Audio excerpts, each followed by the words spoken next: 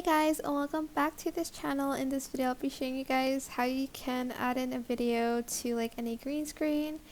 I'm using an outfit for this one because I feel like it'll be fun, but you can add it to anything basically. So add in your photo or video, and I'm just going to add in this as a as a video.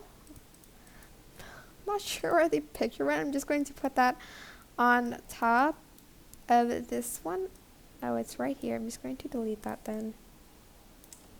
There you go. And then here, you're just going to select cutout. It's under video, so select cutout. Just go to chroma key and select this color picker and select this green bit. And as you can see, it creates this really cool green screen effect. You can add in any video that you want. And yeah, that is it. I hope this tutorial was helpful for you guys. Don't forget to like, comment, share, and also subscribe to this channel if you haven't done that already. If you have any questions, just leave it in the comment section down below and I'll try my best to answer them all for you guys. And if you found this video helpful, please click the thanks button above the description box down below. Thank you so much for watching. Bye!